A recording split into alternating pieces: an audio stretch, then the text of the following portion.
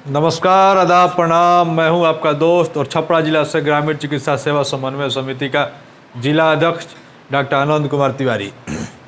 साथियों, आज एक बार पुनः आपसे संवाद लेकर के मैं आया हूं और पिछले दिनों आपने जो हमारे एलबी सर का जो वीडियो आपने देखा है और वीडियो देखने के बाद जो हमारे तमाम ग्रामीण चिकित्सकों के बीच में अफवाह की स्थिति बनी हुई है, उस स्थिति को मैं क्लियर करने के लिए आज पुनः एक बार आपके बीच आया हूँ।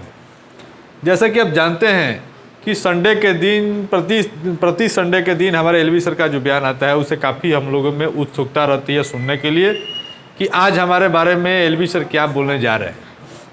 इसी दरमियान पिछले संडे को जो एलबी सर ने हमारे बारे में बोला, बहुत सारे साथियों को बातें समझ में आई नहीं और बहुत सारे लोग एक सोशल मीडिया पर अफवाह की स्थिति खड़ा करने वाले जो माहिर लोग हैं, एक गलत सत मैसेज डाल करके मेरे तमाम भोले भले ग्रामीण चिकित्सक साथियों को बरगलाने की कोशिश करते हैं। मैंने वॉच किया है, मैंने देखा है, मैंने एलबी सर का जो लाइव वीडियो था उसे मैंने 4 से 5 बार देखने का कार्य किया और आप लोगों से भी मैं यह बात कहना चाहता हूं कि अगर अभी भी आपको समझ में नहीं आता है कि उन्होंने आपके बारे में क्या बोला है, तो कृपया आप 4 से 5 बार उस वीडियो को देखिए। एलबी सर के फेसबुक पोस्ट पर है, यूट्यूब पर है, व्हाट्सएप पर है, ट्विटर पर है, सभी जगह पर एलबी सर का वो वीडियो उपलब्ध है। उसे आप अच्छी तरह से वॉच कीजिए, गहन तरीके से उसको सुनिए, उसको समझिए और फिर आप सोचिए कि क्या आपके बारे में एलबी सर ने अच्छी बातें नहीं कही है। तो जहाँ तक मैंने सुना है, मैंने देखा है, मैंने इस बात का अध्ययन किया है, मुझे विश्वास हुआ है एलबी सर ने हम लोग के बारे में बहुत अच्छी बातें कही है। उन्होंने एक तरीके से समझाने का प्रयास किया है हम तमाम ग्रामीण चिकित्सक साथियों को। एलबी सर का कहने का अर्थ ये है कि जैसा एलबी सर ने कहा, मैं आपके सामने पुनः बातें दोहरा रहा हूँ, उसके बाद इस बात का एनालिसिस आपके सामने मैं रखने का प्रयास करूँगा। तो एलबी सर ने कहा कि साथियों, आपकी नौकरी बहुत लोग नौकरी चिल्ला रहे हैं, नौकरी कोई आसान काम नहीं है, इसके लिए जो है सो कि व्यवस्था बनानी पड़ती है, बहुत लंबी प्रक्रिया है। हम चाहते हैं कि 4.5 लाख ग्रामीण चिकित्सक हैं, उन सबका व्यवस्था करें। मैंने पहले फेज में ट्रेनिंग दिलवाया, दूसरे फेज की ट्रेनिंग शुरू हो गई है। यही बात एलबी सर ने कहा है। उन्होंने ये भी कहा कि आपके लिए ठोस निर्णय लिया जा रहा है और आने वाले भविष्य में आपके लिए कोई परेशानी न हो, इस पर गहन चिंतन चल रहा है और किस रूप में आपकी सेवा सरकार के पास लिया जाए, समाज में आपकी सेवा दिया जाए, स्वास्थ्य मित्र के रूप में, चिकित्सा मित्र के रूप में, सामुदायिक स्वास्थ्य कार्यकर्ता के रूप में, या किस तरह का वो एक प्लेटफॉर्म होगा, इस पर काफ़ी गहन चिंतन हो रहा है ताकि भविष्य में कोई उंगली नहीं उठाए। यही बात एलबी सर ने कहा है और इसी बात पर हमारे बिहार के तमाम ग्रामीण चिकित्सक साथियों में एक अजब सी अफवाह की स्थिति पैदा हो गई है। बहुत सारे लोगों का मैसेज हमने पढ़ा है, बहुत सारे लोगों ने हमको फ़ोन भी किया था, कहते क्या हो रहा है सर, नौकरी नहीं होगा क्या। बहुत सारे लोग चिंता में पड़ गए हैं। ऐसी बातें नहीं हैं। कुछ एक मैंने पहले भी आपको बताया है ना, एक गैंग है और उस गैंग का मुख्य काम यही है, किसी भी बात का नेगेटिविटी आपके सामने पुरजोर तरीके से रखने का वो लोग काम करते हैं और इसी में हमारे भोले भाले ग्रामीण चिकित्सक साथी जो हैं समझ नहीं पाते हैं और उनके बहकावे में आकर के उल्टी सीधी बातें लिखना शुरू कर देते हैं और टेंशन में आ जाते हैं। मित्रों, जैसा एलबी सर ने कहा है, जैसा मैंने भी अध्ययन किया है और बात भी किया मैंने राज्य स्तर के लोगों से, तो ये बातें सामने आई कि हम लोग के साथ जो एक टेक्निकल समस्या है, एज लिमिटेशन, तो सरकार चाहती है कि किसी तरह हम लोग में जितने भी हमारे प्रशिक्षित साथी हैं उन सभी साथियों की बहाली ली जाए। एलबी सर संगठन के लोग, जितने भी हमारे अभिभावक लोग हैं, वो यही चाहते हैं कि जितने भी हमारे साथी प्रशिक्षण में भाग लिए थे, परीक्षा में पास हुए हैं, उन सभी को सरकारी सेवा में बहाल किया जाए। तो उसमें समस्या ये है कि बहुत सारे साथियों का एज जो है सो कि समाप्त हो चुका है, बहुत सारे लोगों का एज 1 साल 1.5 साल बचा हुआ है। तो जो सरकार का जो फंडा है, जो उसका सिस्टम है 18 से 31 या 18 से 35 या 18 से 41, तो अगर उस तरीके से बहाली होगी तो बहुत सारे साथियों को मौका नहीं मिलेगा, तो ये एक अच्छी बात नहीं है।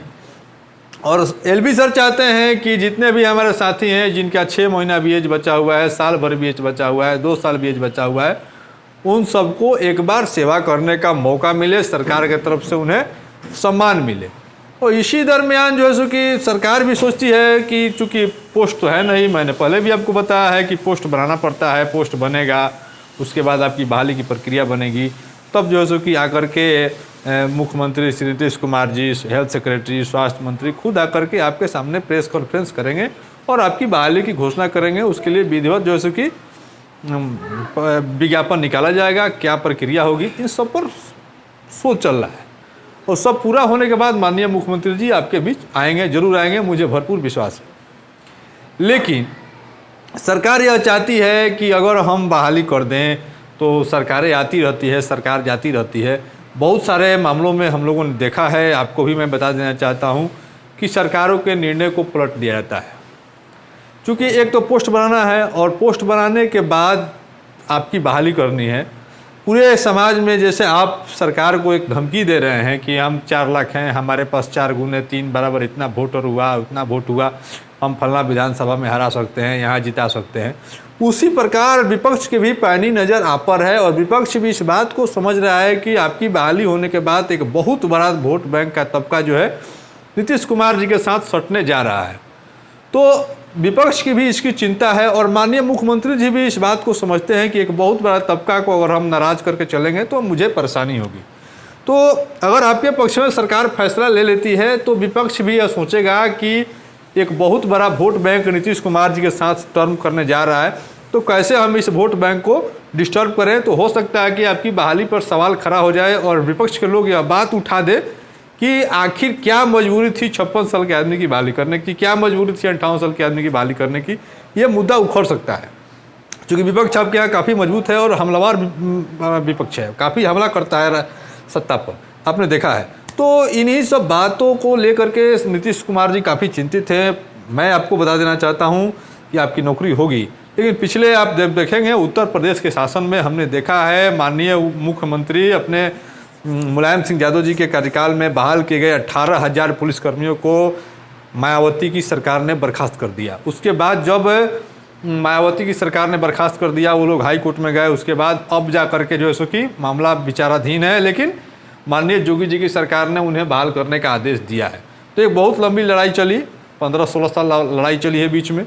ठीक उसी प्रकार बिहार में भी बहुत से स्वास्थ्य विभाग में छटनीग्रस्त कर्मचारी हैं जिनसे हमारी बात होती है, वो लोग 10-12 साल से, वो लोग केस 15 साल से लड़ रहे हैं, अभी तक उनके पक्ष में फैसला नहीं आया है। तो ऐसा होता है, सरकार के निर्णय को भी पलटने की क्षमता आने वाली सरकारों में होती है।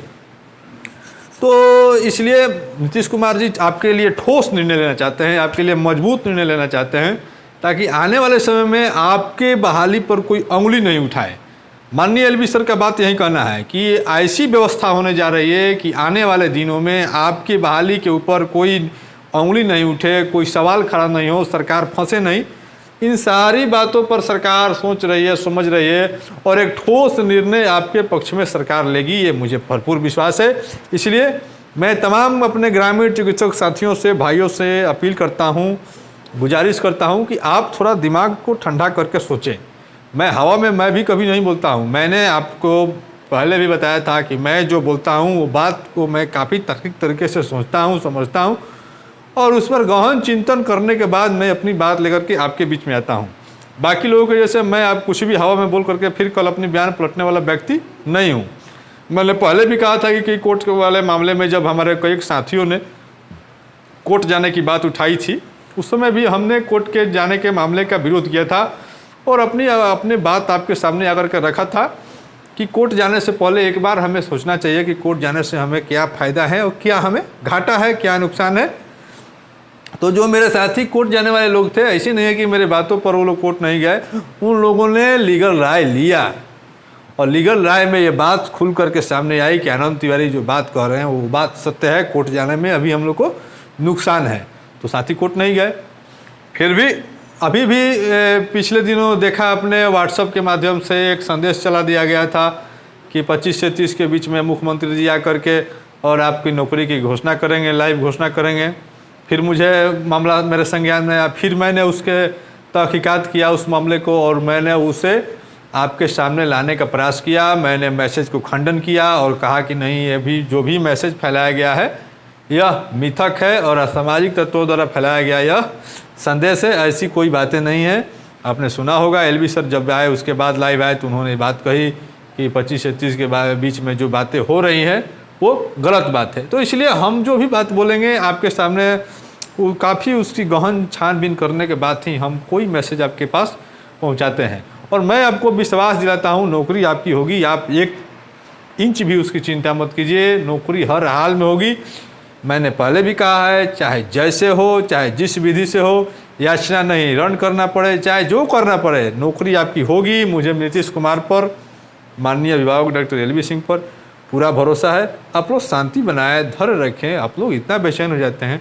मैं कहता हूँ एलवी सर कोई हनुमान जी थोड़ी हैं कि छाती चीर के आपको दिखा देंगे कि इसमें हम देखिए हम आपकी नौकरी का प्रयास कर रहे हैं। विश्वास बहुत बड़ी चीज़ है, विश्वास होनी चाहिए।